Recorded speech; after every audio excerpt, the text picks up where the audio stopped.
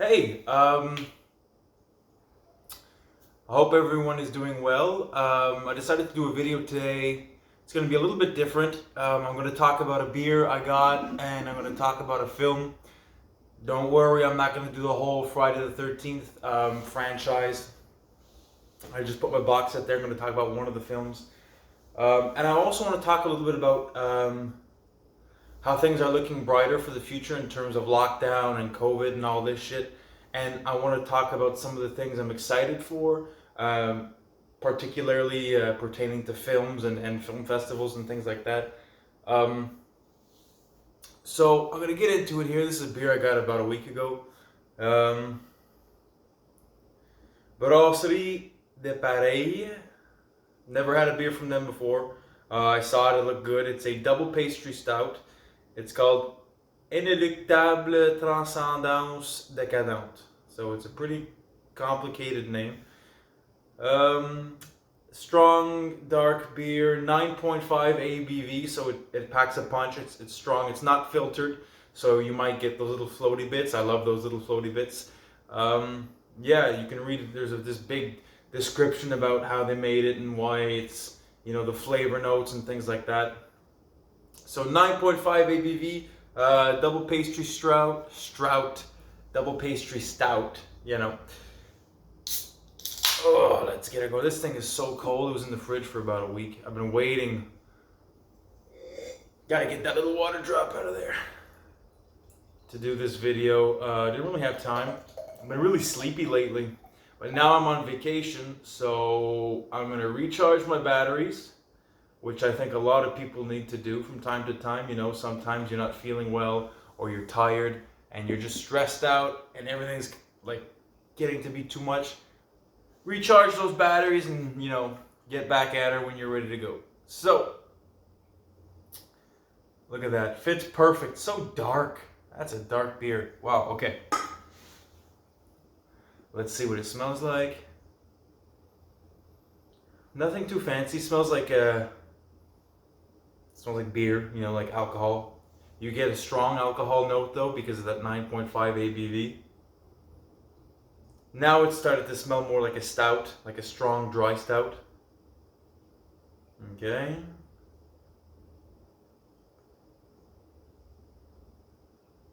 Whoa. I'm gonna leave that there. I got this at the my local grocery store. They have like this really cool beer section. I saw that, I picked it up.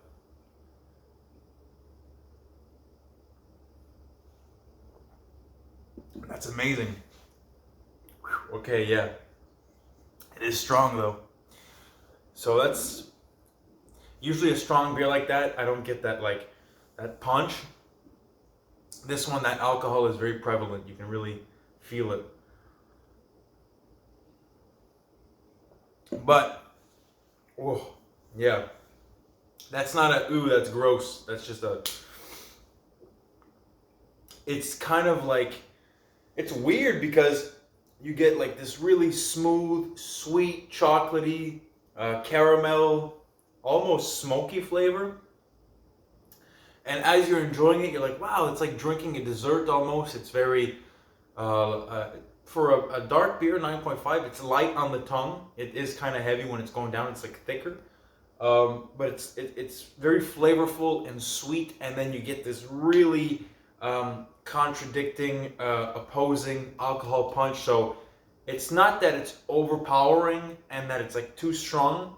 It's just that every time you take a sip, you're not expecting it because it's so sweet and so delicious, and then you get like the alcohol. Usually when you get a strong beer like this, it's like it's more balanced, where here it's delicious and then alcohol, where you're not really getting the two, like, oh, it's sweet, but I get those alcohol notes. No, it's one and then the other.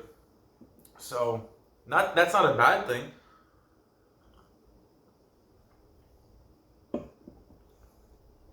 Yeah. That's weird. It's just that it's not something I've seen before in a beer. Okay. That's really good though. So, I wanted to talk about a lot of things because, I'm on vacation and my girlfriend's working, so I'm home all alone, and I'm just like, I want to talk about everything. So the movie I want to talk about, this is the Friday the 13th Scream Factory, Shout Factory, Scream Factory box set. You got all of the Friday the 13th movies, including the 2009, I believe, remake. And you actually get Freddy vs. Jason in this box set, which I thought was really cool because on the Nightmare on Elm Street, they just got like a standard Blu-ray collection. I know there was this old New Line Cinema DVD box set, which was kind of similar to this, but it was all DVDs. Excuse me. But that Blu-ray collection of the Nightmare on Elm Street movies doesn't have Freddy vs. Jason in it. I bought it just like, alone on Blu-ray, like a single copy of it. But this actually came with the box set, which I think is really cool. I'm really hoping that Scream Factory, Shout Factory, Scream Factory, they release a box set akin to this one of Nightmare on Elm Street. I would jump on that immediately. Shout Factory, Scream Factory are really known for their bonus features. I love this box set, but the movie I wanted to talk about specifically was Jason X. And the reason why I want to talk about that movie is because it's so ridiculous and so out there, literally in space, and out there metaphorically. It's such a fun movie. It doesn't take itself too seriously. It's Jason in space. It's the 10th movie in the franchise at the time. Well, I mean, I guess it's always the 10th movie in the franchise, but it was the 10th one at the time. They figured, how can we make something fresh after, how many times can you go back to the same camp? How many teenagers can you kill before it starts to get stale? And they decided to take it to space. And it works. I love this movie, Jason X. A lot of people don't like it. A lot of people do like it. I love it. It's the kills are great. The kills, they can really make it, more imaginative and more creative because they're in space and it takes place in the future. So there's this one scene where he kills a guy and it's like this giant screw on like a spaceship, and he throws him over like this balcony type thing, and he lands on the screw. And then when it cuts to like a bird's eye view, like a top-down view of the guy in the screw, his body is slowly getting like, it's going down the screw. It's pretty cool. But he's like spinning like he's getting drilled. There's some cool scenes in there. There's a callback to the older films, on the camp. Like they had to distract Jason, so they have like this 3D game environment on the spaceship where Jason's coming to kill them, and he walks into that room that they can create things that aren't really there, and they create this camp atmosphere, almost like a virtual reality. And there's these two virtual reality chicks that he's because he doesn't know what this technology is, but they're just trying to distract him. And they're like, "Come on, Jason, come here." And then he takes the two virtual chicks in their sleeping bags, and he takes one of them, and he bangs her up against the tree, and you hear her screaming, and then it's really ridiculous, but I love that movie. Plot-wise, Jason's been frozen for a long time, and he's being guarded by this space police type thing, and then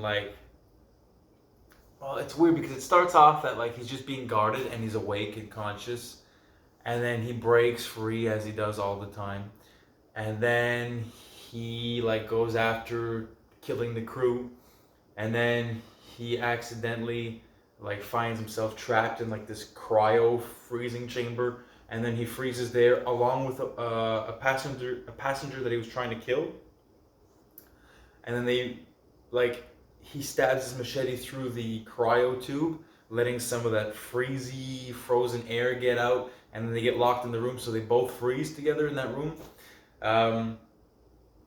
So yeah, and then thousands of years later, this spaceship that's going around, salvaging different things, finds them, and then they both awake, and she goes, "Where's Jason? He's gonna kill us." Whoa, whoa, take it easy, and then all hell breaks loose. He unthaws himself. And that movie, Jason X, has one of the best kills, if not the best kill in all the franchise. It's the frozen face smash. They're doing tests on Jason's body, and then he wakes up, and there's a scientist lady, a doctor who's not paying attention, and then there's like this liquid nitrogen like container thing, and he takes her by the hair and he puts her face in it, and then when he takes her head out, she's all frozen, and then he smashes it on the counter. It's pretty cool. And I remember, I'm just gonna take a beer break here. Mmm.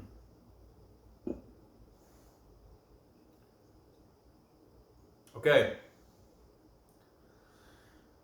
It gets better. I think it might have been too cold.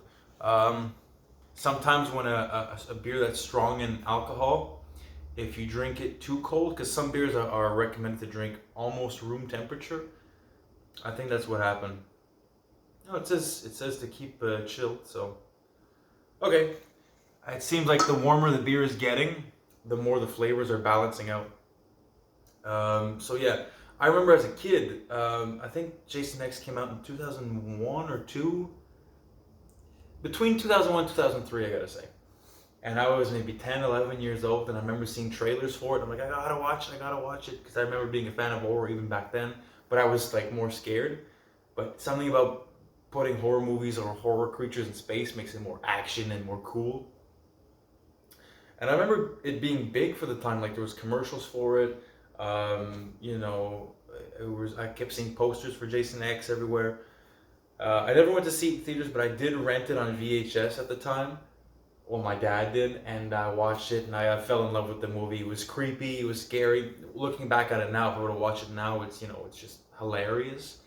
Um, but it's entertaining, and that's kind of the whole point I wanted to do with this video, is entertaining. Films are supposed to entertain, and I've been seeing a lot lately for movies coming out where people just bash the movie like it's because it's not the next, Casablanca, or it's not the next Citizen Kane.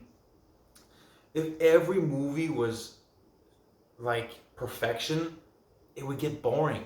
You need these bad movies peppered throughout so that you can really see the contrast, and you need people to enjoy it, because that's one of the things that I really miss. Before COVID hit, there was all these little low budget production companies doing films. There was local, here in Quebec, there was like these little film festivals where you could go up, and they had these independent directors selling their movies on DVD.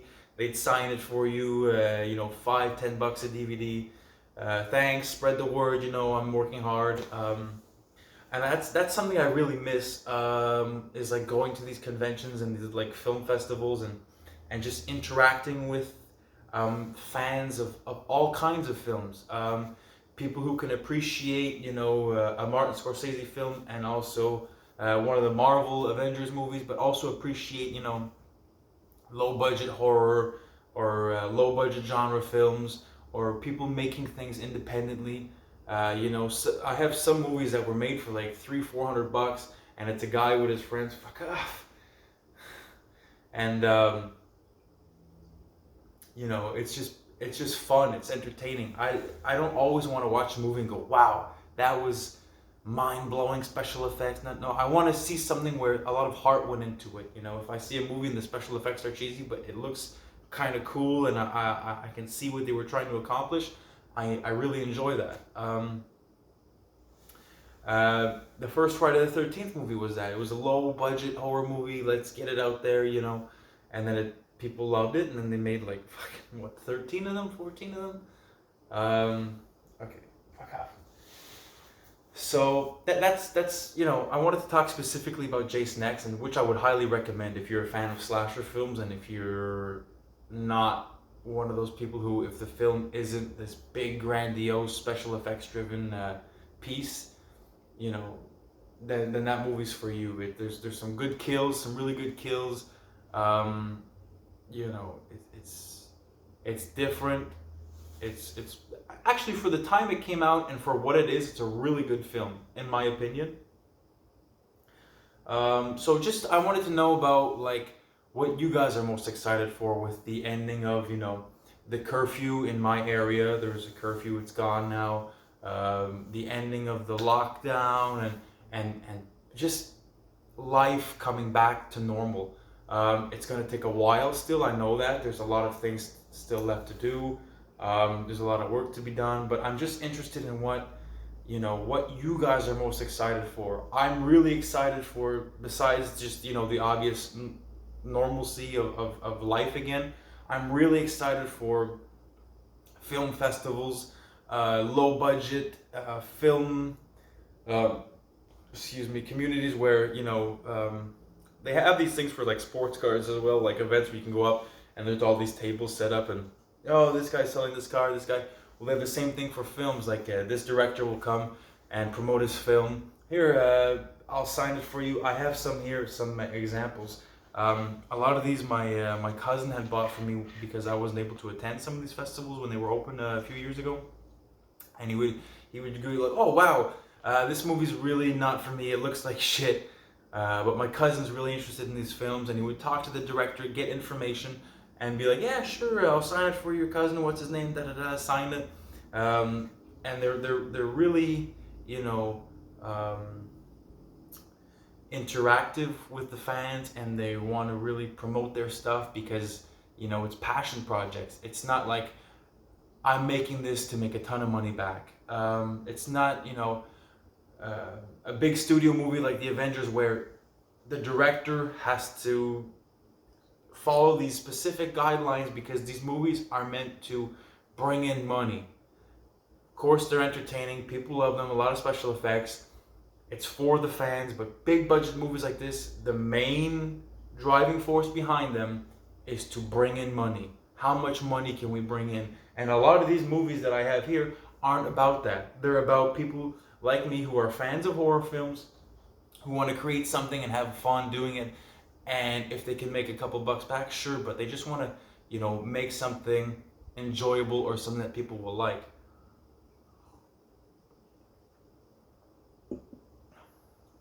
That's getting better as it warms up. I would recommend drinking this beer, not maybe room temperature, but if you take it from room temperature and put it in the fridge for maybe 15 minutes, that would be really the perfect temperature. I recommend the beer as well. If you're into strong stouts, this is double pastry stout. Highly recommend. So I'm just gonna go through a couple of my low budget movies here that I really enjoy. These are from the same director. I don't know how to pronounce his first name. It's just SV. Zv Bell. Bell. So Zv Bell. Quebec. He's from Quebec. He did these movies. They're signed to me. This one's just normal signed, and then my cousin went back, and I told my cousin because he had bought me this film. I said, I really like this movie, man. This is crazy shit. It's about a killer bulldozer that's possessed, and they're on this construction site. And they're on this construction site, and it's really low budget. The actors have a very distinctive Quebec accent. They're speaking in English, but you can tell it's their second language, which just doesn't bother me. It's just you can tell that this is a Quebec film. So yeah, this construction crew starts like seeing weird shit happening, and then they realize that it's like this big bulldozer that's possessed. It's ridiculous, but it's got a lot of heart. The special effects are actually pretty good, like the practical effects. It's entertaining, like I said. I like watching a movie, turning my brain off and going, wow, that was pretty cool. I've seen this movie like 10 times already. For a movie like this, that's a lot, Usually a little movie like this, you watch it once, you enjoy it, and then you keep it in your collection, but you don't really go back to it. And then the second time you went, you go, like the director actually remembered my cousin and said, hey, where'd you guy today? My cousin talked to him apparently for like a long time. I couldn't go to this one either. So this one he got signed to me.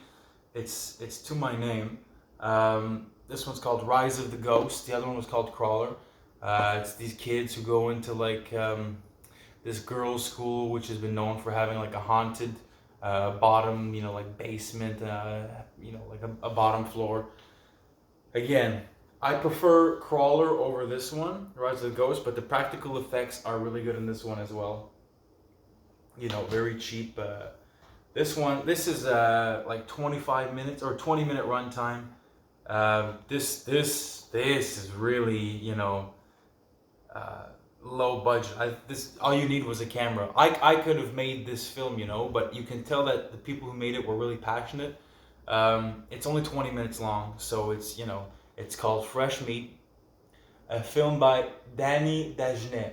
Okay, so you have this Fresh Meat, and it's if you look at the writing on the back, like the description of the film, you can see like some grammatical errors that oftentimes somebody whose English language is the second language would make. So you can see some of these. That's this, you wouldn't see this with any other release. You get a big budget release, it's got to go through so many different censors and make sure everything is perfect. I like little errors like that. I like where you can see that they made this, for somebody like me. It says to me again on it, I got it signed, and it's about this dude who wakes up tied to a tree in the woods, and it's these two, I guess, like friends who are no longer friends, and he goes, I'm not gonna kill you, and then there's like a bit of a backstory, I don't want to get too much into it. And there's this killer in the woods who's known for killing people in those woods, so he ties up his friend and leaves him there, and then you see the killer, like shots of him running to kill him. But what I found was really cool was that the killer, when they cut to him and he's running, you can see like the stretches in his ears, like the neon, I believe there were neon green stretches in his ears, so when you make a movie like that and you don't even bother to take it, it's just making something for fun and entertainment, and not to make, can we make $500 million back? So I'm really excited for, the reopening of the world. I want to know what you guys are most excited about. I'm looking forward to going up to the next swap meet or local film thing where I can get something like this sledge signed by the director, two of the actors, a limited edition, 63 out of 100 Blu-ray. They only made 100 of these, so unless maybe you can find a copy on eBay, I don't think you're ever going to be able to get one. You're not missing out on much in the sense that it's not a must-see for horror fans, but I really enjoyed this movie. It's about a dude with a sledgehammer. It says Adam Lynch, who's the killer in here, is the Deadpool of horror slashers. It is a horror comedy, so there's some, these people at a campground telling stories, and then there's this guy who shows up with a sledgehammer and starts killing people. For what it is, the artwork on the back is really cool. That's why I bought it originally. And plus I got it signed. So limited edition out of 100, there's only 100 of these made. They're not worth a lot, I'm assuming, because there's not a big demand for this. I'm assuming a lot of people don't even know this exists. But like I said, I'm really into low budget horror genre films, and I just hate when I see a movie like Army of the Dead with a budget of $90 million getting shit on online because, oh, it was crap, it was crap, it was crap. You're entitled to your opinion. You're entitled to feel a certain way about an art. Of course, there's some movies I watch where I feel that they're just horrible. But to say a movie is shit just because it's shit, explain yourself. Why do you think it's this bad? Is there really no redeeming qualities of the film? I've seen Godzilla vs. Kong, Army of the Dead, Mortal Kombat was a disappointment for me personally, but I wouldn't give it 0 out of 10. I've seen those 3 films get 0s out of 10 across the board because there's no plot, the acting is okay, maybe the plot's not super intricate and super detailed, but sometimes you just watch a movie to enjoy it, and I hope that you guys can start enjoying things now that we're getting a little bit more freedom as the weeks are going. I hope you guys can enjoy maybe a Friday the 13th movie, specifically Jason X. Give it a shot. Maybe you guys might be open to checking out a low-budget horror movie that maybe you wouldn't have thought about doing in the past. Just enjoy cinema as an art form. Have a delicious beer. I find that helps. I find having a really good beer kind of helps when you're watching something you're not too into. Maybe you're like, oh, this movie sucks. Watch it with your friends. Have a few drinks.